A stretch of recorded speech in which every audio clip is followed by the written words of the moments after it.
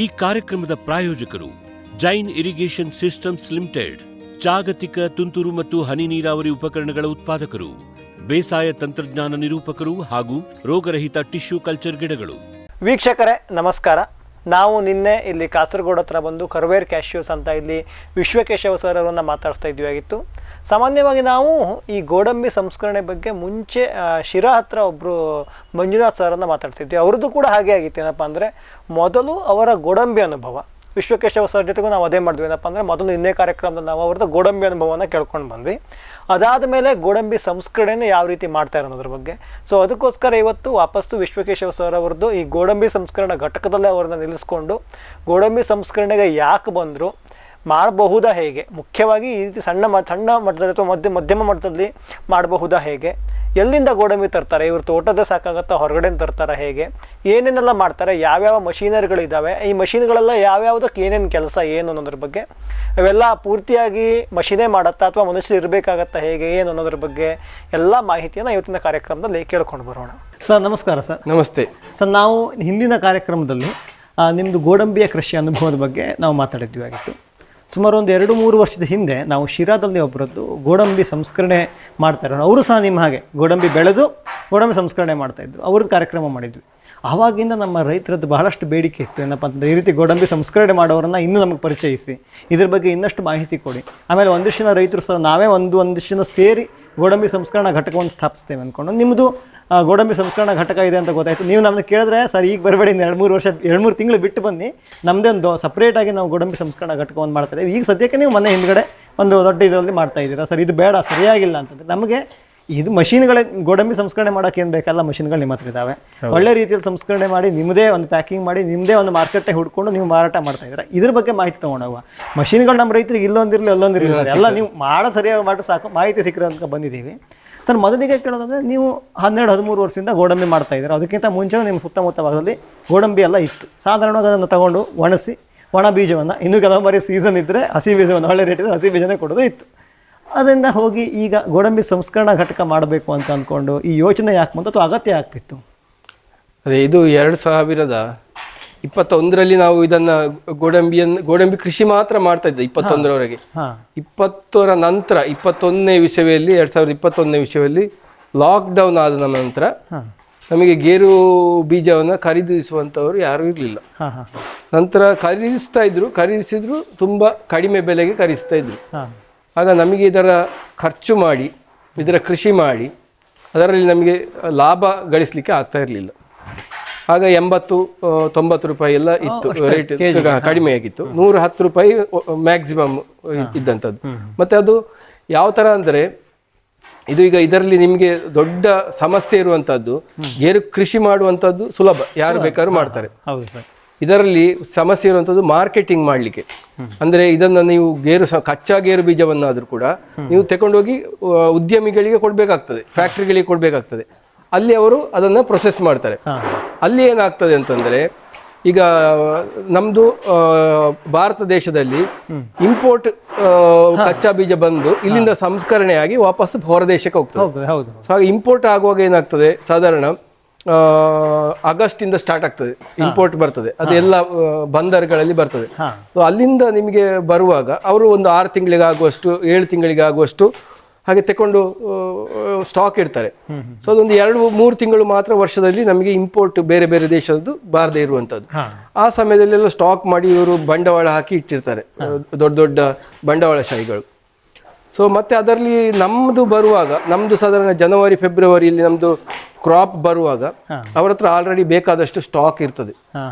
So ಆಗ ಇದನ್ನು marketing ಮಾಡಿದ್ರು ಕೂಡ ಅಲ್ಲಿ ಕಡಿಮೆಗೆ ಸಿಗ್ತದಲ್ಲ, ಇಲ್ಲಿ ನಾವು ಯಾಕೆ ನಿಮ್ಮ ಹತ್ರ ಹೆಚ್ಚಿಗೆ ಸ್ವಾಭಾವಿಕ ಅಲ್ಲ, ಸ್ವಾಭಾವಿಕ ಆ ಥರ ಸಮಸ್ಯೆ. ಸೊ ಅಲ್ಲಿಂದ ಕಡಿಮೆಗೆ ಸಿಗ್ತದೆ, ನಿಮ್ಮದಕ್ಕೇನು 10 ರೂಪಾಯಿ ಜಾಸ್ತಿ ಯಾಕೆ ಕೊಡಬೇಕು ಅಂತ ಕೇಳ್ತಾರೆ. ಸೊ ಹಾಗೆ ರೈತರು ಬೆಳೆದಿರೋ ಗೋಡಂಬಿಗೆ ಕಡಿಮೆ ಬೆಲೆ ಇರ್ತಾ ಇತ್ತು. ಅದರಿಂದಾಗಿ ಸೊ ಆ ಒಂದು ಅವರ ಒಂದು ಸಮಸ್ಯೆಯಿಂದ ನಾವು ತಪ್ಪಿಸಿಕೊಳ್ಳಿಕ್ಕೆ ನಾವೇ ಸಂಸ್ಕರಣೆ ಮಾಡಿ ಕೊಡುವ. ಯಾಕಂದ್ರೆ ಅಲ್ಲಿ ಬೇಕಾದಷ್ಟು ಉಂಟಲ್ಲ, ಅವರದ್ದು ಮಾಡಲಿ. ಸೊ ನಾವು ನಮ್ಮಲ್ಲಿ ಬೆಳೆದಂಥದ್ದನ್ನು ನಾವೇ ಮಾಡುವ, ನಾವೇ ಸಂಸ್ಕರಣೆ ಮಾಡುವ.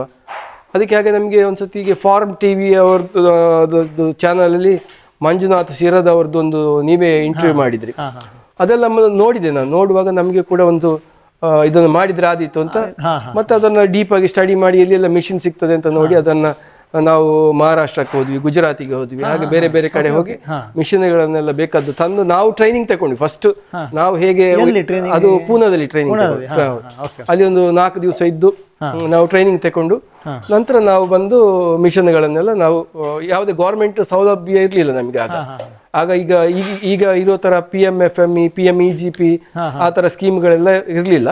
ಸೊ ನಾವೇ ಎಲ್ಲ ಬಂಡವಾಳ ಹಾಕಿ ನಾವು ಮಿಷನ್ಗಳನ್ನು ತಗೊಂಡು ಬಂದ್ವಿ. ನಂತರ ಏನಾಯ್ತು ಅಂತಂದ್ರೆ ಇದು ಹಾಗೆ ಮಾಡ್ತಾ ಮಾಡ್ತಾ ಮಾಡ್ತಾ ಸ್ವಲ್ಪ ಅಭಿವೃದ್ಧಿ ಮಾಡ್ಕೊಂಡ್ ಬಂದಿದ್ರ. ಸರ್, ಈಗ ನಾನು ಕೇಳೋದಿದ್ರೆ ಸಾಮಾನ್ಯವಾಗಿ ಭಾರತ ಅದೇ ಮುಖ್ಯವಾಗಿ ಮಾಡ್ತಾ ಇರೋದು ಅದೇನೆ, ಏನಪ್ಪ ಅಂದ್ರೆ ಬೇರೆ ದೇಶದಿಂದ ಕಚ್ಚಾ ಗೋಡಂಬಿಯನ್ನು ತರ್ತದೆ, ಇಲ್ಲಿ ಸಿಪ್ಪೆ ಸುಲಿದು ಚಂದ ಗೋಡಂಬಿಯನ್ನ ಒಂದು ನಮ್ಮ ದೇಶಕ್ಕೆ ಉಪಯೋಗಿಸ್ಕೊಂತಾರೆ, ಇನ್ನು ಹೊರಗಡೆ ರಫ್ತು ಕೂಡ ಮಾಡ್ತಾರೆ. ಇನ್ನು ನಾವು ಒಂದು ಅಂಕಿಅಂಶ ಐತೆ ಏನಪ್ಪ ಅಂತಂದ್ರೆ ನಮ್ಮ ದೇಶಕ್ಕೆ ಸಾಕಾಗುವಷ್ಟು ಗೋಡಂಬಿ ಸಹಿತ ನಮ್ಮಲ್ಲಿ ಉತ್ಪಾದನೆ ಆಗ್ತಾ ಇಲ್ಲ. ಅದು ಹೌದಲ್ಲ? ಅದೇ ನಾನು ಯಾಕೆ ಕೇಳ್ತಾ ಇದ್ದೀನಿ ಅಂತಂದ್ರೆ ಗೋಡಂಬಿ ಬೆಳೆ ಇರಬಹುದು, ಗೋಡಂಬಿ ಸಂಸ್ಕರಣೆ ಇರಬಹುದು, ಎರಡಕ್ಕೂ ಬೇಡಿಕೆ ಹೆಚ್ಚು ಇದ್ದೇ ಇದೆ. ಬೆಲೆ ಏರುಪೇರು ಆಗ್ತಾ ಇದೆ. ನೀವ್ ಹೇಳಿದೆ ಆಮದು ಜಾಸ್ತಿ ಇರೋ ಕಾರಣದಿಂದ ರೈತರು ಬೆಳೆದಿರೋ ಕಚ್ಚಾ ಗೋಡಂಬಿ ಬೆಲೆ ಇಲ್ಲ ಆಗಿತ್ತು. ಅದಕ್ಕೋಸ್ಕರ ನೀವು ಅವ್ರಿಗೆ ಒಂದು 110-120 ರೂಪಾಯಿ ಕೆಜಿ ಕೊಡೋ ಬದಲು ನಮ್ಮದೇ ಒಂದು ಮಾಡ್ಕೊಳ್ವಾ, ಅದ್ರ ನಿಮ್ದೀಗ ಒಂದು ಮಾರುಕಟ್ಟೆ ಒಂದು ನೀವೇ ಉಟ್ಕೊಂಡಂಗ ಗೋಡಂಬಿಯ ಮೌಲ್ಯವರ್ಧನೆ ಮಾಡ್ದಂಗ ಶುರು ಮಾಡಿದ್ದು.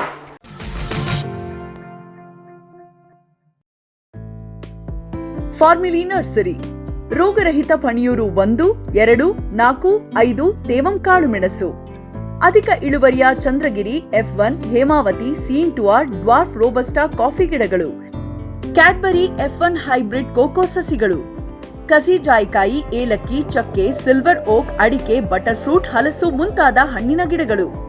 ಕಳಂಕರಹಿತ ಬಹುಕಾಲ ಸೇವೆ ನಮ್ಮ ಗುರಿ. ಫಾರ್ಮಿಲಿ ನರ್ಸರಿ. ವಿಶ್ವದಾದ್ಯಂತ ಪೇಟೆಂಟ್ ಪಡೆದ ನ್ಯಾನೋ ತಂತ್ರಜ್ಞಾನದಲ್ಲಿ ತಯಾರಾದ ನೂವಾಲ್ಗಿ ದ್ರಾವಣ. ನೂವಾಲ್ಗಿ ಉಪಯೋಗಿಸಿದ ಮೇಲೆ ತುಂಬಾ ಇಳುವರಿನೂ ಬಂದಿದೆ. ಕಾಳು ಮೆಣಸಿಗಂತೂ ಬಹಳ ಚೆನ್ನಾಗಿ ಬರುತ್ತೆ, ರೇಷ್ಮೆ ಎಲೆನೂ ಚೆನ್ನಾಗಿ ಬರ್ತದೆ, ಗಿಡಗಳು ತುಂಬಾ ಚೆನ್ನಾಗಿ ಬೆಳವಣಿಗೆ ಆಯಿತು. ಯಾವುದೇ ರಾಸಾಯನಿಕ ಅಥವಾ ವಿಶೇಷ ಗೊಬ್ಬರಗಳ ಗೊಡವೆ ಇಲ್ಲದೆ ಎಲ್ಲ ಬೆಳೆಗಳಲ್ಲಿ ಉತ್ತಮ ಗುಣಮಟ್ಟದ ಅಧಿಕ ಫಸಲನ್ನು ಪಡೆಯಿರಿ. ಯಾವಾಗಲೂ ನನ್ನ ಇರೋವರೆಗೂ ನೂವಾಲ್ಗಿ ಅಂತೂ ಬಿಟ್ಟು ಬಾಳಲ್ಲ ಅಂತ ಒಂದು ಭರವಸೆ ಕೊಡ್ತೀನಿ. ಬ್ಯಾರಿಕ್ ಸೆಂಟರ್ ಫೆರ್ಮೋನ್ ಟ್ರಾಪ್ಸ್ನೊಂದಿಗೆ ರೇನೋಸಾರಸ್ ದುಂಬಿ ಮತ್ತು ಕೆಂಪು ಮೂತಿ ಹುಳುಗಳಿಂದ ತೆಂಗು, ತಾಳೆ, ಅಡಿಕೆ ಮರಗಳ ಸಂರಕ್ಷಣೆ, ತರಕಾರಿ ಮತ್ತು ಹಣ್ಣಿನ ಬೆಳೆಗಳಲ್ಲಿ ಹಣ್ಣಿನ ನೊಣಗಳ ನಿಯಂತ್ರಣಕ್ಕೆ ಬ್ಯಾರಿಕ್ ಸ್ಕ್ಯಾಚ್ ಫ್ರೂಟ್ ಫ್ಲೈ ಹಾಗೂ ವೆಜಿಟೇಬಲ್ ಫ್ಲೈ ಟ್ರ್ಯಾಪ್, ರಸ ಹೀರುವ ಕೀಟಗಳನ್ನು ಹಿಡಿಯಲು ಬಣ್ಣದ ಕ್ರೋಮ್ಯಾಟಿಕ್ ಸ್ಟಿಕ್ಕಿ ಟ್ರ್ಯಾಪ್ಸ್, ಪೇಟೆಂಟ್ ಹೊಂದಿದ ತಂತ್ರಜ್ಞಾನ, ದೀರ್ಘಕಾಲದವರೆಗೂ ಬಾಳಿಕೆ, ಕೀಟನಾಶಕಗಳಿಗೆ ಪರ್ಯಾಯ, ಪರಿಸರಕ್ಕೆ ಪೂರಕ, ಸುಸ್ಥಿರ ಸಾವಯವ ಕೃಷಿಗಾಗಿ ಬ್ಯಾರಿಕ್ಸ್. ಫ್ಯೂಚರ್ ಬಯೋಟೆಕ್ ಸಾವಯವ ಕೃಷಿಯ ವೇಗವರ್ಧಕ. ಪೋಷಕಾಂಶ ಪೂರೈಕೆಗೆ NPK ಕಲ್ಚರ್, ವ್ಯಾಮ್, PSP ಮತ್ತು KMB. ಜೈವಿಕ ರೋಗ ಕೀಟ ನಿಯಂತ್ರಣಕ್ಕೆ ಟ್ರೈಕೋಡರ್ಮಾ, ಸೂಡೋಮನಾಸ್. ಸಾವಯವ ಗೊಬ್ಬರ ಉತ್ಪಾದನೆಗೆ ಕಾಂಪೋಸ್ಟ್ ಕಲ್ಚರ್. ಹೂವು ಕಾಯಿ ಉದುರುವ ಸಮಸ್ಯೆಗೆ ಕಾಮಧೇನು ಮತ್ತು ಸತ್ವ. ಮಣ್ಣಿನ ಆರೋಗ್ಯ ವೃದ್ಧಿಗೆ future biotech, Dharwad. Jain irrigation systems limited, ಭಾರತದ ಹನಿ ನೀರಾವರಿ ತಂತ್ರಜ್ಞಾನದ ಪ್ರಥಮ ಪ್ರವರ್ತಕ, ಜಗತ್ತಿನ ಅತಿ ದೊಡ್ಡ ಸ್ಪ್ರಿಂಕ್ಲರ್ಸ್ ಉತ್ಪಾದಕ ಕಂಪನಿ. ಸಂರಕ್ಷಿತ ಕೃಷಿಯಲ್ಲಿ ಹಸಿರು ಮನೆಗಾಗಿ ಮಿಸ್ಟರ್, ಫಾಗರ್, ಫ್ಯಾನ್ ಮತ್ತು ಪ್ಯಾಡ್ ಹಾಗೂ ನೆರಳು ಮನೆ, ಸ್ವಯಂ ಚಾಲಿತ ನೀರಾವರಿ ವ್ಯವಸ್ಥೆ ಮತ್ತು ರಸಾವರಿ ತಂತ್ರಜ್ಞಾನ. ಕೃಷಿಯಲ್ಲಿ ನೀರಿನ ಸಮರ್ಪಕ ಬಳಕೆ ಹಾಗೂ ಉಳಿತಾಯಕ್ಕೆ ಮತ್ತೊಂದು ಹೆಸರು ಜೈನ್.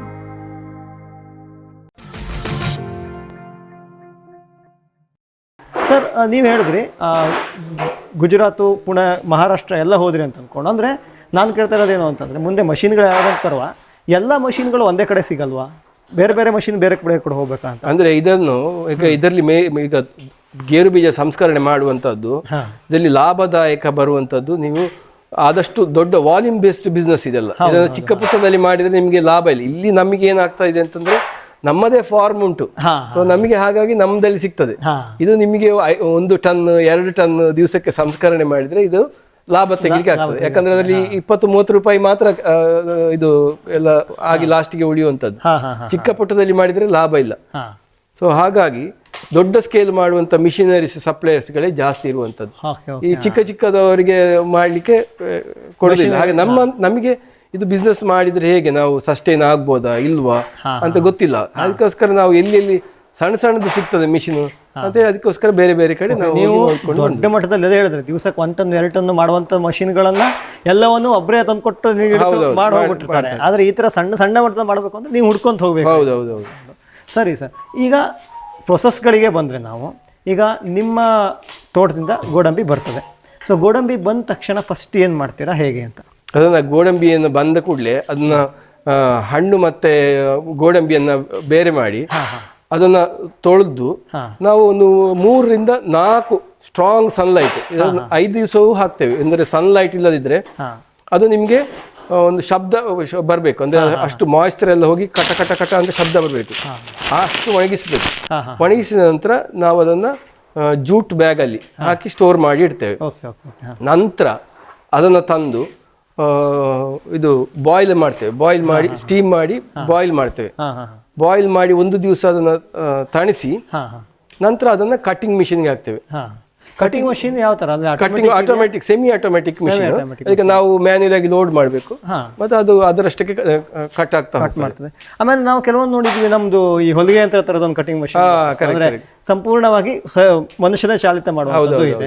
ಆ ತರದ್ದು ಇದೆಯಾ ನಿಮ್ಮ ಹತ್ರ? ಇಲ್ಲ, ಆ ತರದ್ದೆಲ್ಲ ಇಲ್ಲ. ನೀವು ಅಂದ್ರೆ ಹುಡುಕಿ ನೋಡಿ ಸೆಮಿ ಆಟೋಮೆಟಿಕ್. ಪೂರ್ತಿ ಆಟೋಮೆಟಿಕ್ ಬರ್ತದೆ ಅಲ್ವಾ? ಪೂರ್ತಿ ಆಟೋಮೆಟಿಕ್ ಬರ್ತದೆ. ಪೂರ್ತಿ ಆಟೋಮೆಟಿಕ್ ಅಂದ್ರೆ ಅಷ್ಟೇ ಹಣ ಉಂಟು ಅದಕ್ಕೆ. 4.5 ಲಕ್ಷ. ತುಂಬಾ ದೊಡ್ಡ ಮಟ್ಟದಲ್ಲಿ ಮಾಡೋರಾದ್ರೆ ಪೂರ್ತಿ ಆಟೋಮೆಟಿಕ್ ಅಂತ ಹಾಕೊಂಬಹುದು. ನೀವು ಚಿಕ್ಕ ಮಟ್ಟದಲ್ಲಿ ಮಾಡ್ತಾ ಇರೋದಕ್ಕೆ ನೀವು ಸೆಮಿ ಆಟೋಮೆಟಿಕ್ ತಂದಿದ್ದೀರಿ. ಸರ್, ಈಗ ಫಸ್ಟ್ ನಂದು ಈಗ ಪ್ರೊಸೆಸ್ ಒಂದಿಷ್ಟು ಎಕ್ಸ್ಪ್ಲೇನ್ ಮಾಡಿದೆ, ಅದು ಹಾಗೆ ಇರಲಿ. ಕೆಲವೊಂದಿಷ್ಟು ಡೌಟ್ಗಳು ಹೇಳ್ತೀನಿ. ಒಂದು, ಈ ಗೋಡಂಬಿ ಹಣ್ಣಿನಿಂದ ಬೀಜ ಬೇರೆ ಮಾಡುವಂತ, ಅದು ಸ್ವಲ್ಪ ತ್ರಾಸದಾಯಕ ಪ್ರೋಸೆಸ್ ಅಂತ ಹೇಳ್ಕೊಂಡು ಈಗ DCR ಪುತ್ತೂರು ಅವರು ಅದಕ್ಕೆ ಒಂದು ಮಷೀನ್ ಎಲ್ಲ ಮಾಡಿದ್ದಾರೆ. ನಿಮಗೆ ಅದು ತ್ರಾಸ ಅನ್ಸುತ್ತೋ ಹೇಗೆ ಅಂತ? ಹೌದೌದು, ಅದು ತುಂಬಾ ಕಠಿಣ ಕೆಲಸ. ಯಾಕಂದ್ರೆ ಅದು ತುಂಬಾ ಸಮಯ ಹಿಡಿಯುತ್ತದೆ. ನಿಮ್ದು ಹೆಂಗೆ ನಾವು ಅಲ್ಲಿ ನೋಡ್ತಾ ಇದ್ವಿ, ಆಳುಗಳು ಅಲ್ಲೇ ಸಪ್ರೇಟ್, ಕೆಲವೊಬ್ರು ಅಲ್ಲೇ ಸಪ್ರೇಟ್ ಮಾಡಿ ತಂದ್ಬಿಡ್ತಾರೆ. ನಿಮ್ಮ ಆಳುಗಳು ಹೆಂಗದ ಎಲ್ಲ ಹಣ್ಣನ್ನ ಆರಿಸಿ ತರ್ತಾರೆ, ಅದನ್ನ ತಂದು ಇಲ್ಲಿ ಬಂದು ಸಪ್ರೇಟ್ ಮಾಡಿ. ಹೌದು, ಯಾಕಂದ್ರೆ ಅಲ್ಲಿ ಹಾಕಿದ್ರೆ ಗುಡ್ಡದಲ್ಲೇ ಸಪ್ರೇಟ್ ಮಾಡಿದ್ರೆ ಅದು ಹಣ್ಣು ಮತ್ತೆ ನೆಕ್ಸ್ಟ್ ಸತಿ ಹೋಗುವಾಗ ಯಾವ್ದು ತಗೊಳ್ಬೇಕು ಅಂತ ಆಗ್ತದೆ. ಸೊ ಈಗ ಹೋದ್ರೆ ಯಾವ್ಯಾವ್ದು ಬಣ್ಣ ಕಾಣುತ್ತೋ ಆ ಹಣ್ಣನ್ನು ಎತ್ಕೊಂಡ್ ಇಲ್ಲಿ ತಂದು ಸಪ್ರೇಟ್ ಆ ಹಣ್ಣನ್ನು ತೆಗೆದು ಒಗೆಯುವುದಾ? ಹಣ್ಣನ್ನ ಮೌಲ್ಯವರ್ಧನೆ ಮಾಡ್ಬೇಕು ಅಂತ ಉಂಟು. ಮೌಲ್ಯವರ್ಧನೆ ಮಾಡ್ಲಿಕ್ಕೆ ಅಂದ್ರೆ ಅದು ನಮ್ಗೆ ಒಂದು ಪ್ಲಾಟಿಂದ ಇನ್ನೊಂದು ಪ್ಲಾಟಿಗೆ ಬರುವಾಗ 3-4 ದಿವಸ ಆಗ್ತದೆ. ಅಷ್ಟೊತ್ತಿಗೆ ಹಣ್ಣೆಲ್ಲ ಕೊಳ್ತು ಹೋಗ್ತದೆ. ಮತ್ತೆ ಅಷ್ಟು ಸಮಯ ಸಾಕಾಗ್ತಾ ಇಲ್ಲ ನಮಗೆ ಅದನ್ನ ಮಾಡ್ಲಿಕ್ಕೆ. ಮತ್ತೆ ಒಂದು ಅಂದ್ರೆ ಬಾವಲಿಯದ್ದೊಂದು ಕಚ್ಚಿ ಸಾಧಾರಣ 75 ಶತಮಾನ ಹಣ್ಣನ್ನು ಕೂಡ ಹಾಳು ಮಾಡ್ತದೆ. ಮತ್ತೆ ಅದನ್ನ ಕಿತ್ತು ತೆಗಿಬೇಕಾಗ್ತದೆ ಹಣ್ಣುಗಳನ್ನು. ಹೌದು, ಕಿತ್ತು ತೆಗೆದ ಕೂಡಲೇ ನಿಮ್ಗೆ ನಟ್ ಟೇಸ್ಟ್ ಬರುದಿಲ್ಲ. ಸೊ ಹಾಗಾಗಿ ನಾವೀಗ ಅದಕ್ಕೆ ಸದ್ಯ ಗಮನ ಹರಿಸಿಲ್ಲ. ಸೊ ಕಾಯಿ ತರ್ತೀರಾ, ತಂದು ಬಿಸಿಲಲ್ಲಿ ಒಣಗಿಸ್ತೀರಾ. ಬಿಸಿಲಲ್ಲಿ ಒಣಗಿಸಿದ್ದು ಮತ್ತೆ ಅದಕ್ಕೆ ಅಂದ್ರೆ ಸಂಜೆ ಹೊತ್ತಿಗೆ ಇಬ್ಬನಿ ಬೀಳಬಾರ್ದು, ಮಂಜು ಬೀಳುವ ಆತರ ಏನಾದ್ರು ಇದೆಯಾ? ಇಲ್ಲ, ತೆಗೆದಿಡ್ಲೇಬೇಕು. ಸಂಜೆ ಆಗುವಾಗ ತೆಗೆದಿಡ್ಬೇಕು. ಒಂದ್ 4-5 ಬಿಸಿಲು. ಹೌದು, ಯಾವಾಗ ಅಂದ್ರೆ ಹಿಂಗ್ ಅಳಸ್ರೆ ಕಡ ಕಡ ಕಡ ಶಬ್ದ ಆತರ ಒಣಗಿಸ್ಬೇಕು. ಅದನ್ನ ತಂದು ಗೋಣಿ ಚೀಲ ಸ್ಟೋರ್ ಮಾಡಿ. ನಾನು ಈಗೇನ್ ಕೇಳ್ತದೆ ಅಂತಂದ್ರೆ, ಆ ತರ ಸ್ಟೋರ್ ಮಾಡಿಟ್ಟಿದ್ದನ್ನ ನೀವು ಓಕೆ ಬಿಡಿ, ನಿಮ್ ಸಂಸ್ಕರಣೆ ಇದೆ, ಯಾರು ರೈತರು ಎಷ್ಟು ದಿವಸ ಸ್ಟೋರ್ ಮಾಡಬಹುದು? ಅದು 1 ವರ್ಷವರೆಗೆ ಏನೂ ಆಗುದಿಲ್ಲ. 1-1.5 ವರ್ಷವರೆಗೆ ಏನಾಗುದಿಲ್ಲ. ಅಂತೂ ಅದರಲ್ಲಿ ಸ್ವಲ್ಪ ಹಾಳಿನ ಅಂಶ ಎಲ್ಲ ಇದ್ರೆ ಅದು ಹಾಳಾಗಿರ್ತದೆ. ಅದರಲ್ಲಿ 1% ಎಲ್ಲ ಹಾಳು ಬರ್ತದೆ ಆಕ್ಚುಲಿ ಒಳಗಡೆ. ಅದು ಏನಾಗುದಿಲ್ಲ. ಜೂಟ್ ಗೋಣಿಯಲ್ಲಿ ಹಾಕಿ ನೀವು ತೇವಾಂಶ ಇಲ್ಲದ ಜಾಗದಲ್ಲಿ ನೆಲದಿಂದ ಮೇಲೆ, ನೆಲಕ್ಕೆ ಒಂದು ಪ್ಲಾಸ್ಟಿಕ್ ಅಥವಾ ಮರದ ತುಂಡು ಏನಾದ್ರು ಇಟ್ಟು, ಪ್ಲಾಸ್ಟಿಕ್ ಗೋಣಿ ಹಾಕಬಾರ್ದು, ಜೂಟ್ ಬ್ಯಾಗ್, ಬಕ್ಕಿನ ಗೋಣಿ, ಸ್ವಲ್ಪ ಗಾಳಿ ಆಡ್ಬೇಕು. ಮತ್ತು ಗಾಳಿ ಆಡ್ಬೇಕಂದ್ರೆ ಓಪನ್ ಆಗಿ ಇಡುವಂಗಿಲ್ಲ. ಮುಚ್ಚಿದ ಕೋಣೆ ನೆಲಕ್ಕೆ ಏನಾದ್ರು ಹಾಕಿ 1-1.5 ವರ್ಷ ತನಕ ಇಡ್ಬೋದು. ಪ್ಲಾಸ್ಟಿಕ್ ಹಾಕಬಾರ್ದು. ಪ್ಲಾಸ್ಟಿಕ್ ಯಾವುದೇ ಕಾರಣಕ್ಕೆ ಹಾಕಬಾರ್ದು. ಗಾಳಿ ಆಡುತ್ತಾ ಇರ್ಬೇಕು. ಅದ್ರ ಒಳಗೆ ಇರೋ ಗಾಳಿ ರೊಟೇಟ್ ಆಗ್ತಾ ಇರ್ಬೇಕು. ಓಕೆ, ಇದು 1.5 ವರ್ಷ ತನಕ ನೀವು ಅಲ್ಲಿ ಇಟ್ಟು ಎಷ್ಟು ದಿವಸ ತನಕ ತೆಗಿತೀರಾ? ಅಂದ್ರೆ ಡಿಮ್ಯಾಂಡ್ ಇದ್ರೆ ತೆಗಿತೀರಾ ಹೇಗೆ? ಇಲ್ಲ, ನಮ್ದು ಈಗ ಫಸ್ಟಿಗೆ ತುಂಬಾ ಕಷ್ಟ ಇತ್ತು ಸೇಲ್ ಮಾಡ್ಲಿಕ್ಕೆ. ಈಗ ನಮ್ಗೆ ಈ ವರ್ಷದ ಈಗ ಆಲ್ರೆಡಿ ಹೇಳ್ತಾ ಇದ್ರಿ ಬೇಡಿಕೆ ಇದ್ದಷ್ಟು ಪೂರೈಸಕ್ಕಾಗ್ತಾ ಇಲ್ಲ. ಈಗ ತರುದು ಒಣಗಿಸೋದು 1 ವಾರ ಅಷ್ಟೇ ಇಡ್ತೀವಿ. ಅಷ್ಟೊತ್ತಿಗೆ ಪ್ರೊಸೆಸ್ ಆಗಿ ಖಾಲಿ ಆಗ್ತದೆ. ಕಲ್ಪತರು ಫಾರ್ಮ್ ಮತ್ತು ನರ್ಸರಿ ಹಲವು ತಳಿಗಳ ಕಾಳು ಮೆಣಸು, ಕಾಫಿ, ಜಾಯ್ಕಾಯಿ, ಏಲಕ್ಕಿ, ಕೋಕೋ ಸಸಿಗಳು, ಮಿಯಾಜಾಕಿ ಮಾವು, ಜಪಾನೀಸ್ ರೆಡ್ ಸೀಬೆ, ಸೀಡ್ಲೆಸ್ ಹಲಸು, ಮೆಕೆಡೇಮಿಯಾ ಕಸಿ ಮುಂತಾದ ವಿಶೇಷ ಗಿಡಗಳು, ಅಡಿಕೆ, ತೆಂಗು, ಬಟರ್ ಫ್ರೂಟ್, ಸೇಬು, ಅಪ್ಪೇಮಿಡಿ ಇತ್ಯಾದಿ. ಶ್ರೀಗಂಧ, ಸಿಲ್ವರ್ ಓಕ್, ರಕ್ತಚಂದನ. ಕಲ್ಪತರು ಫಾರ್ಮ್ ಮತ್ತು ನರ್ಸರಿ, ಶಿವಮೊಗ್ಗ. ಜೈನ್ಸ್ ಜಗತ್ತಿನ ಅತಿದೊಡ್ಡ ಅಂಗಾಂಶ ಕೃಷಿ ಪ್ರಯೋಗಾಲಯ ಹಾಗೂ ಟಿಸಿ ಗಿಡಗಳ ಉತ್ಪಾದಕರು. ಸಮೃದ್ಧ ಇಳುವರಿಗೆ ಜೈನ್ ಜೀನೇನ್, ಯಾಲಕ್ಕಿ, ನೇಂದ್ರನ್ ಹಾಗೂ ಕೆಂಪು ಬಾಳೆ ಸಸಿಗಳು, ದಾಳಿಂಬೆ, ಭಗವತಳಿಯ ರೋಗಮುಕ್ತ ಸಸಿಗಳು, ಲಕ್ನೋ 49 ಪೇರಳೆ, ಸ್ಟ್ರಾಬೆರಿ ಇತ್ಯಾದಿ ಗಿಡಗಳು ಯೋಗ್ಯ ಬೆಲೆಯಲ್ಲಿ. ಅಂಗಾಂಶ ಕೃಷಿಯ ಜಾಗತಿಕ ಬ್ರ್ಯಾಂಡ್ ಜೈನ್. ಗ್ರೀನ್ ಪ್ಲಾಸ್ಟ್ ISI ಪ್ರಮಾಣೀಕೃತ ಪರಿಶುದ್ಧ HDPE ಜಿಯೋ ಮೆಂಬ್ರೇನ್ ಪಾಂಡ್ ಲೈನರ್ಗಳು. ಕೃಷಿ ಹೊಂಡ, ಕೆರೆ, ಕಾಲುವೆ, ಮೀನುಕೊಳ, ಸ್ಪಿರುಲಿನಾ ಹೊಂಡಗಳಿಗೆ ಬೇಕಾದ ಆಕಾರ ಮತ್ತು ವಿಸ್ತೀರ್ಣಗಳಲ್ಲಿ ಸರ್ಕಾರದ ಸಬ್ಸಿಡಿ ಯೋಜನೆಯಡಿ ಲಭ್ಯ. 100% ಪುನರ್ಬಳಕೆ, UV ಮತ್ತು ಒಡಕು ನಿರೋಧಕ, ಪಕ್ಕಾ ಜೋಡಣೆ, 5 ವರ್ಷಗಳ ಲಿಖಿತ ವಾರಂಟಿ. ಗ್ರೀನ್ ಪ್ಲಾಸ್ಟ್. ಸಮೃದ್ಧ ಸಾವಯವ ಗೊಬ್ಬರ, MSGP ಮತ್ತು KCDC ಉತ್ಪಾದನೆ, ಫಾರ್ಮ್ ಟಿವಿಯಿಂದ ಸರಬರಾಜು. ಅತಿ ಕಡಿಮೆ ಬೆಲೆಗೆ ಅತ್ಯುತ್ತಮ ಗೊಬ್ಬರ. ಇಲ್ಲ ಭಾರಲೋಹ, ಕೃಷಿ ವಿಶ್ವವಿದ್ಯಾಲಯದಿಂದ ಪರೀಕ್ಷಿತ. ಸಾವಯವ ಇಂಗಾಲ, NPK, PH, EC ಎಲ್ಲ ನಿಗದಿತ ಮಿತಿಯಲ್ಲಿ. ಅಡಿಕೆ, ತೆಂಗು, ಬಾಳೆ, ಕಾಫಿ, ದಾಳಿಂಬೆ, ದ್ರಾಕ್ಷಿ, ಕಬ್ಬು, ಭತ್ತ, ಜೋಳ, ಹತ್ತಿ ಹೀಗೆ ಎಲ್ಲಾ ಬೆಳೆಗಳಿಗೂ ಪ್ರಶಸ್ತ. ಜೀವಂತ ಮಣ್ಣು, ಸಮೃದ್ಧ ಬೆಳೆ, ಅತ್ಯಧಿಕ ಲಾಭಕ್ಕೆ ಬಳಸಿ ಸಿಟಿ ಕಾಂಪೋಸ್ಟ್.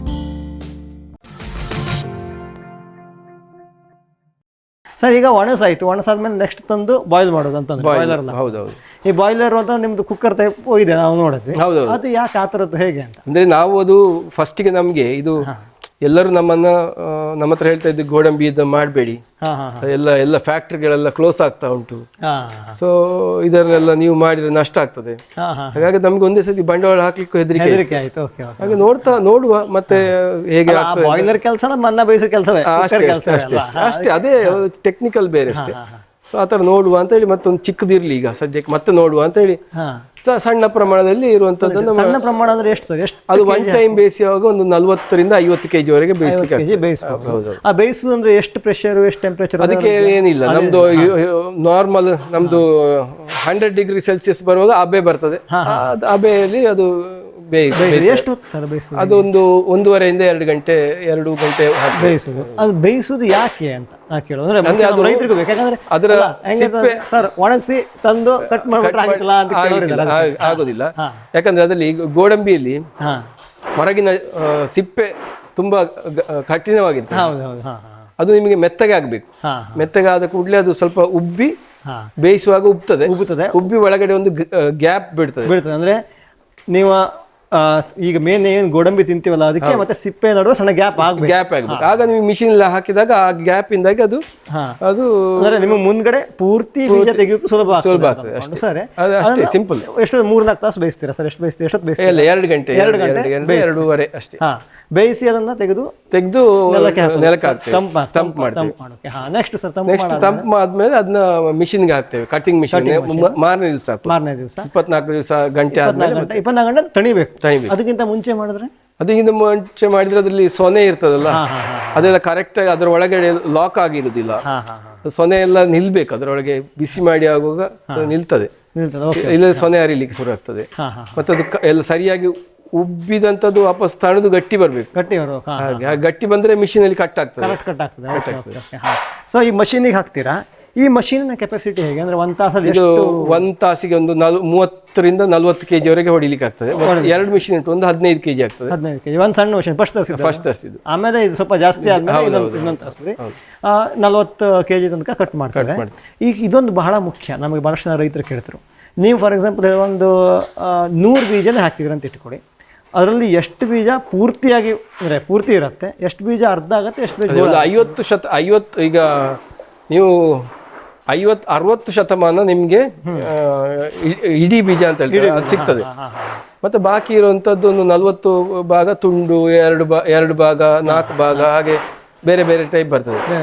ಮತ್ತೆ ಇನ್ನು ನೀವು ಕೈಯಲ್ಲಿ ಅದನ್ನ ಒಳಸಿಪ್ಪೆಯನ್ನ ಏನು ಕೈಯಲ್ಲಿ ತೆಗೆದ್ರೆ ಇನ್ನು 70% ಆಗ್ಬೋದು.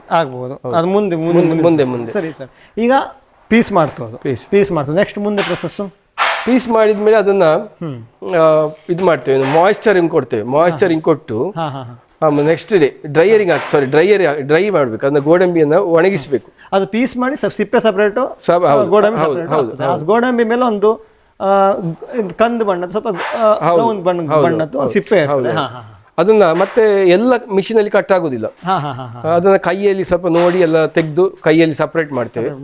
ಎಷ್ಟು ಪರ್ಸೆಂಟ್ ಸರ್ ಹಂಗೆ ಕಟ್ ಆಗದೆ ಇರುವುದು? ಕಟ್ ಆಗದಿರೋ 1% ಬರ್ತದೆ. 1%. 100ಕ್ಕೆ ಒಂದು 10 kg ಎಲ್ಲ ಬರ್ಬೋದು.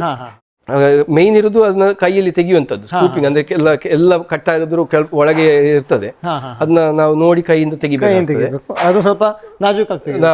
ಹೌದು, ಕಟ್ ಆಗದಾಗ ತೆಗಿಬೇಕು. ಅದಾದ ನಂತರ ಮತ್ತೆ ಏನ್ ಮಾಡ್ತೇವೆ ಅಂತಂದ್ರೆ ಅದನ್ನ ಎಲ್ಲ ತೆಗ್ದಾದ್ಮೇಲೆ ಡ್ರೈಯರ್ಗೆ ಹಾಕ್ತೇವೆ. ಡ್ರೈಯರ್ಗೆ ಹಾಕಿ ಒಂದು 8 ರಿಂದ 9 ಗಂಟೆ ಅಷ್ಟು ಅದರಲ್ಲಿರೋ ನೀರಿನ ಅಂಶವನ್ನೆಲ್ಲ ತೆಗೆದು ಒಣಗಿಸ್ತೇವೆ. ಡ್ರೈಯರ್ ಎಷ್ಟು ತಾಪಮಾನ ಇರುತ್ತೆ? ಅದೊಂದು 60 ರಿಂದ 80 ಡಿಗ್ರಿ ಸೆಲ್ಸಿಯಸ್ ಒಳಗಡೆ ನೋಡಿಕೊಂಡು ಹಾಕ್ತೇವೆ. ಡ್ರೈಯರು ಅದು ಮುಂದಿನ ಬೇಕಿಯೆಲ್ಲ ಮಷಿನ್ ಬರುವ ಈ ಡ್ರೈಯರ್ದೇ ಬಂದ್ರೆ ಅದರದ್ದು ಹೀಟ್ ಸೋರ್ಸ್ ಏನು ಅಂತ ಅಂದ್ರೆ ಕರೆಂಟ್. ನಿಮ್ದು ಎಲ್ಲಾ ಮಷೀನು ಕರೆಂಟ್ ಎಲ್ಲ ಕರೆಂಟ್. ಇದು 8 ಗಂಟೆ. ಅದು ಯಾವಾಗ ಈಗ ನಾನು ಹೇಳ್ತೀನಿ, ಫಸ್ಟ್ ತಂದ್ರಿ ಒಂದ್ ದಿವಸ 4 ದಿವಸ ಬಿಸಿಲ ಒಣಗಿಸಿದ್ರಿ. ಅದಾದ್ಮೇಲೆ ಅದನ್ನ ಬಾಯ್ಲ್ ಮಾಡಿ ನೆಕ್ಸ್ಟ್ ದಿವಸ ಮಷೀನಿಗೆ ಹಾಕಿದ್ರಿ. ಕಟ್ ಆಗಿ ನೆಕ್ಸ್ಟ್ ದಿವಸ ಒಂದ್ ದಿವಸ ಆದ್ಮೇಲೆ ಡ್ರೈಯರಿಗೆ ಹಾಕಿದ್ರಿ. ಅದೊಂದು 8 ತಾಸು ಮಾಡಿದ್ರಿ. ನೆಕ್ಸ್ಟ್ ಡ್ರೈಯರ್ ಅದಾದ್ಮೇಲೆ ಈಗ ಡ್ರೈ ಸರಿಯಾಯಿತು ಅಂತ ಗೊತ್ತಾಗಕ್ಕೆ ಸಿಪ್ಪೆ ಒಂದ್ ಸ್ವಲ್ಪ ಸಿಪ್ಪೆಗೆ ಇದಕ್ಕೆ ಗ್ಯಾಪ್ ಒಳಗಡೆ ಗ್ಯಾಪ್ ಬಿಟ್ಬಿಡ್ತಾರೆ. ಸರಿಯಾಗಿ ಡ್ರೈ ಆಗಿದೆ. ಡ್ರೈಯರ್ ಅದು ಯಾಕೆ ಇಂಪಾರ್ಟೆಂಟ್ ಅಂತಂದ್ರೆ ನೀವು ಮುಂದೆ ಸಿಪ್ಪೆ ಅದು ಬಹಳ ಹಂಗ್ ನೋಡ್ರಿ ಬಹಳ ಗಟ್ಟಿ ಇರ್ತದೆ. ಹೌದೌದು, ಸಿಪ್ಪೆ ಇದು ಅಂಟಿಕೊಂಡಿರ್ತದೆ. ಡ್ರೈಯರ್ ನೆಕ್ಸ್ಟ್ ಅದನ್ನ ಡ್ರೈಯರ್ ಆದ್ಮೇಲೆ ಅದರ ಕಪ್ಪು ಸಿಪ್ಪೆ ಇರ್ತದೆ, ಅದರಲ್ಲಿ ಹೊರ ಸಿಪ್ಪೆ ಇರ್ತದೆ. ಅದನ್ನ ತೆಗಿಬೇಕು. ಅದನ್ನ ತೆಗಿಲಿಕ್ಕೆ ಅದಕ್ಕೆ ಮೆತ್ತಗೆ ಮಾಡ್ಬೇಕು. ಅದನ್ನ ಆ ಸಿಪ್ಪೆಯನ್ನು ಪುನಃ ಮತ್ತೆ ಒಳಗಿರೋ ಸಿಪ್ಪೆಯಿಂದ ಮೆತ್ತಗೆ ಮಾಡ್ಬೇಕು. ಅದಕ್ಕೆ ಮಾಯಿಶ್ಚರ್ ಕೊಡ್ತೀವಿ, ಅಂದ್ರೆ ಈ ಬಿಸಿ ನೀರಿನ ಹಬೆಯನ್ನ ಕೊಡ್ತೇವೆ ಅದಕ್ಕೆ. ಆಗೇನಾಗ್ತದೆ, ಅದು ಸ್ವಲ್ಪ ಮೆತ್ತಗೆ ಆಗ್ತದೆ. ಅದು ಮೆತ್ತಗೆ ಆದ ಕೂಡಲೇ ಅದನ್ನ ಎಲ್ಲಿ ಹೊರಗಡೆ ಸಿಪ್ಪೆ ಹೊರಗಡೆ ಕಾಯಿಗೇನು ಜಾಸ್ತಿ ಇಲ್ಲ, ಅದು ಮೆತ್ತಗೆ ಆಗ್ತದೆ. ಅದು ಮೆತ್ತಗೆ ಮಾಯಿಶ್ಚರ್ ಅಂತ ಹೇಳೋದು ಅದಕ್ಕೆ. ನೀರಿನ ಅಂಶವನ್ನು ವಾಪಸ್ ಕೊಡುದು ಅದಕ್ಕೆ. ಹಾಗೆ ಕೊಡುವಾಗ ನೀವು ಅದಕ್ಕೆ ಹೀಟ್ ವೇವ್ಸ್ ಕೊಡಬೇಕಾಗ್ತದೆ. ಅಥವಾ ಕೂಲ್ ವೇವ್ ಕೊಡುವವರು ಇದ್ದಾರೆ, ನಾವು ಹೀಟ್ ವೇವ್ ಕೊಡ್ತೇವೆ. ಅದು ಹೀಟ್ ವೇವ್ ಅಂತ ಹೇಳಿದ್ರೆ ಹೈಜಿನಿಕ್ ಆಗಿರ್ತದೆ. ಹಾಗೆ ನೀರು ಬಿಸಿಯಾಗಿ ಹೋಗ್ತದೆ. ಅದರಲ್ಲಿ ಕೀಟ ಎಲ್ಲ ಸೂಕ್ಷ್ಮ ಜೀವಿಗಳಿದ್ರೆ ಸತ್ತೋಗ್ತದೆ. ಹಾಗೆ ಅದು ಒಂದೇ ಕಲರ್ ಎರಡು ಇದಾಯ್ತಲ್ಲ. ಹಾಗೆ ಮತ್ತೆ ಅದನ್ನ ನಾವು ತೆಗೆದು ಪೀಲಿಂಗ್ ಮಿಷಿನ್ ಅಂತ ಒಂದು ಮಿಷಿನ್ ಉಂಟು, ಆ ಮಿಷಿನ್ಗೆ ನಾವು ಹಾಕ್ತೇವೆ. ಅದೊಂದು ಗಂಟೆಗೆ ಒಂದು 30 kg ಅದರದ್ದು ಕೆಪಾಸಿಟಿ ಅವರು ಹೇಳುವಂಥದ್ದು. 20 kg ವರೆಗೆ 18 ರಿಂದ 20 kg ಬರ್ತದೆ. ಅಂದ್ರೆ ಇದರಲ್ಲಿ ನಾವು ಫುಲ್ ಸೆಮಿ ಆಟೋಮ್ಯಾಟಿಕ್ ತಗೊಂಡದ್ದು, ಅಂದ್ರೆ ಫುಲ್ ಆಟೋಮ್ಯಾಟಿಕ್ ಅಲ್ಲ, ಅಂದ್ರೆ ಈಗ ನೀವೇ ಹಾಕ್ಬೇಕು, ನಾವೇ ಹಾಕುವಂತದ್ದು. ಹಾಗೆ ಈಗ ಸಿಪ್ಪೆ ಸುಲಿಯೋಕೆ ಹಾಕಿದ್ರಿ, ಅದೊಂದು 18 ರಿಂದ 20 kg ಗಂಟೆಗೆ. ಹೌದೌದು. ಇದರಲ್ಲಿ ಮತ್ತೆ ತುಂಡಾಗೋ ಬರುವ ಹೌದು, ಅದರಲ್ಲಿ ಒಂದು 5% ಅಷ್ಟು ನಮ್ಗೆ ಕಟ್ ಆಗ್ತದೆ. ನಾವು ಕೆಲವೊಂದ್ ಕಡೆ ನೋಡಿದೀವಿ ಏನಪ್ಪ ಅಂದ್ರೆ ಒಂದ್ ಸಣ್ಣ ಹರ್ತಿಲ್ಲದ ಚಾಕು ತಗೊಂಡು ಚಾಕು ಹಿಂಭಾಗದಿಂದ ಕಟ್ಟ ತೆಗೆಯೋದು ಇರ್ತದೆ. ಹೌದೌದು, ಆ ತರದ್ದು ಮಾಡಬಹುದಿತ್ತು. ಅದು ಸ್ಲೋ ಪ್ರೊಸೆಸ್. ಯಾಕಂದ್ರೆ ಇದು ಒಂದ್ಸತಿ ಈ ನಮ್ಮ ಇಂಡಿಯನ್ ನಟ್ಸ್ ಅಂತ ಹೇಳ್ತಾರಲ್ಲ, ಅಂದ್ರೆ ಈ ಕರಾವಳಿ ಭಾಗದ ಗೋಡಂಬಿ, ಮತ್ತೆ ನನಗೆ ಬೇರೆ ಕಡೆಯಿಂದ ನಾನು ತರಲಿಲ್ಲ, ನಮ್ಮ ಕರಾವಳಿಯಿಂದ ನಾನು ತಕೊಂಡು ಬರ್ತೇನೆ. ಬೇರೆ ಈ ನಟ್ಟಿನ ಸ್ಪೆಷಾಲಿಟಿ ಅಂತ ಇದಕ್ಕೊಂದು ವಿಶೇಷವಾದ ರುಚಿ ಇರ್ತದೆ. ಸೊ ಇದನ್ನು ತಿಂದವರಿಗೆ ಮತ್ತೆ ಮತ್ತೆ ತಿನ್ನುವಂತ ಒಂದು ಫೀಲಿಂಗ್ ಬರ್ತದೆ. ಸೊ ಹಾಗಾಗಿ ನಮ್ಗೆ ಅವರು ಕೇಳುವಾಗ ಇಲ್ಲಿ ಕೊಡ್ಲಿಕ್ಕೆ ಕೈಯಲ್ಲಿ ಕೆರೆಸಿಕೊಂಡು ಕೂಡಿದ್ರೆ ಆಗಲಿಕ್ಕಿಲ್ಲ, ತುಂಬಾ ಇದಾಗ್ತದೆ, ಜಾಸ್ತಿ ಆಗ್ತದೆ. ಸೊ ನೀವು ಇದೆಲ್ಲ ಸೆಮಿ ಆಟೋಮೆಟಿಕ್ ಪೀಲರ್ ಮಾಡ್ತೀರಾ. ಅದ್ರ ನೆಕ್ಸ್ಟ್ ಸರ್ ಈಗ ಅವ್ರು ಮಾಡ್ತಾರೆ ಅದನ್ನ ಗ್ರೇಡಿಂಗ್ ಹೇಗೆ? ಇದೀಗ ಅದ್ರಲ್ಲಿ ಆದ್ಮೇಲೆ ಅದರಲ್ಲಿರೋ ಧೂಳಿನ ಅಂಶ ಏನಿರ್ತದೆ, ಸಿಪ್ಪೆಯ ಧೂಳಿ ಇರ್ತದೆ, ಅದನ್ನೆಲ್ಲ ತೆಗಿತಾ ಇದ್ದಾರೆ. ಆಮೇಲೆ ಇಲ್ಲೇ ಅಲ್ವಾ ಸರ್ ಸ್ವಲ್ಪ ಅಂದ್ರೆ ಬೇರೆ ಬೇರೆ ಪೂರ್ತಿ ಗೋಡಂಬಿ ಬೇರೆ, ಬೇರೆ ಅದನ್ನೆಲ್ಲ ಸಪರೇಟ್ ಮಾಡಿ ವಾಪಸ್ ಡ್ರೈಯರ್ಗೆ ಹಾಕ್ತಾರೆ. ವಾಪಸ್ ಅದರಲ್ಲಿ ಡ್ರೈಯರ್ಗೆ ಹಾಕ್ತೇವೆ. ಅದ್ರ ಮಾಯಿಶ್ಚರ್ ಇದ್ದದೆಲ್ಲ ವಾಪಸ್ ತೆಗಿಬೇಕು. ಹೌದೌದು. ಮತ್ತೆ ನೆಕ್ಸ್ಟ್ ಡೇ ಏನ್ ಮಾಡ್ತೇವೆ ಅಂದ್ರೆ ಅದನ್ನ ಏನು ಬಾಕಿ ಇರ್ತದೆ ಸಿಪ್ಪೆ ಎಲ್ಲ, ಅದನ್ನ ಕೈಯಲ್ಲಿ ಒಂದು ದಿವಸದಲ್ಲಿ ಕ್ಲೀನ್ ಮಾಡಿ ಬಿಡ್ತಾರೆ. ಅದು ಕ್ಲೀನ್ ಮಾಡಿದ್ಮೇಲೆ ನೆಕ್ಸ್ಟ್ ಅದನ್ನ ಗ್ರೇಡಿಂಗ್ ಮಾಡಿ ಪ್ಯಾಕಿಂಗ್ ಮಾಡ್ತೇವೆ. ಇಷ್ಟೋ ತನಕ ನಮಗೆ ವಿಶ್ವಕೇಶವ ಸರ್ ಅವರು ಅವರ ಒಂದು ಗೋಡಂಬಿ ಸಂಸ್ಕರಣಾ ಘಟಕ ಅದು ಯಾಕೆ ಶುರುವಾಯಿತು, ಹೇಗೆ ಶುರುವಾಯಿತು, ಇಲ್ಲಿ ಏನೇನು ಮಾಡ್ತಾ ಇದ್ದಾರೆ, ಏನೇನು ಮುಂದೆ ಮಾಡಬೇಕು ಮಾಡಬೇಕು ಅಂತಿದ್ದಾರೆ ಅನ್ನೋದ್ರ ಬಗ್ಗೆ ನಮಗೆ ಒಂದಿಷ್ಟು ಮಾಹಿತಿ ಕೊಟ್ಟರು. ಇಷ್ಟೊಂದು ಮಾಹಿತಿ ಕೊಟ್ಟಿದ್ದಕ್ಕೆ ಅವರಿಗೆ ಧನ್ಯವಾದವನ್ನು ಹೇಳ್ತಾ, ಜೊತೆಗೆ ಇವತ್ತಿನ ಕಾರ್ಯಕ್ರಮದಲ್ಲಿ ನಾವು ಯಾವ್ಯಾವ ಮಷೀನ್ಗಳಿದ್ದಾವೆ, ಅಂದರೆ ಈಗ ಗೋಡಂಬಿಯನ್ನು ಹಣ್ಣಿಂದ ಬೇರೆ ಮಾಡ್ಕೊಬಂದು ತಂದ ಮೇಲೆ ಅಥವಾ ಇಲ್ಲಿ ಬಂದಮೇಲೆ ಮಾಡ್ಕೊತಾರೆ, ಬೇರೆ ಮಾಡ್ತಾರೆ ಇವರು, ಅಲ್ಲಿಂದ ಹಿಡಿದು ಗೋಡಂಬಿ ವಾಪಸ್ ನಮಗೆ ಬಿಳಿ ಗೋಡಂಬಿ ಸಿಪ್ಪೆ ಸುಲಿಯೋ ತನಕ ಏನೇನೆಲ್ಲ ಮಷೀನ್ಗಳಿದ್ದಾವೆ, ಎಲ್ಲ ಏನೇನು ಕೆಲಸ ಮಾಡ್ತವೆ, ಏನೇನು ಮಾಡ್ತಾರೆ ಅನ್ನೋದ್ರ ಬಗ್ಗೆ ತಿಳಿಸ್ಕೊಟ್ರು. ಇನ್ನು ಮತ್ತೆ ಮುಂದಿನ ಕಂತಿನಲ್ಲಿ ಗೋಡಂಬಿಯನ್ನು ಗ್ರೇಡಿಂಗ್ ಯಾವ ರೀತಿ ಮಾಡ್ತಾರೆ, ಪ್ಯಾಕಿಂಗ್ ಯಾವ ರೀತಿ ಮಾಡ್ತಾರೆ, ಈ ಮಷೀನ್ಗಳಿಗೆಲ್ಲ ಎಷ್ಟು ದುಡ್ಡಾಯಿತು, ಹೇಗಾಯಿತು, ಮುಂದೆ ಇವ್ರದ್ದು ಏನು ಪ್ಲಾನ್ ಇದೆ ಅನ್ನೋದ್ರ ಬಗ್ಗೆ ನಾಳಿನ ಕಂತಿನಲ್ಲಿ ಕೇಳ್ಕೊಳ್ಳೋಣ. ಇಷ್ಟೋ ತನಕ ಮಾಹಿತಿ ಕೊಟ್ಟಿದ್ದಕ್ಕೆ ವಿಶ್ವಕೇಶವ ಸರ್ ಅವರಿಗೆ ಧನ್ಯವಾದವನ್ನು ಹೇಳ್ತಾ ನಮ್ಮ ಇವತ್ತಿನ ಕಾರ್ಯಕ್ರಮವನ್ನು ಮುಗಿಸೋಣ. ನಮಸ್ಕಾರ. ಈ ಕಾರ್ಯಕ್ರಮದ ಪ್ರಾಯೋಜಕರು ಜೈನ್ ಇರಿಗೇಷನ್ ಸಿಸ್ಟಮ್ಸ್ ಲಿಮಿಟೆಡ್, ಜಾಗತಿಕ ತುಂತುರು ಮತ್ತು ಹನಿ ನೀರಾವರಿ ಉಪಕರಣಗಳ ಉತ್ಪಾದಕರು, ಬೇಸಾಯ ತಂತ್ರಜ್ಞಾನ ನಿರೂಪಕರು ಹಾಗೂ ರೋಗರಹಿತ ಟಿಶ್ಯೂ ಕಲ್ಚರ್ ಗಿಡಗಳು.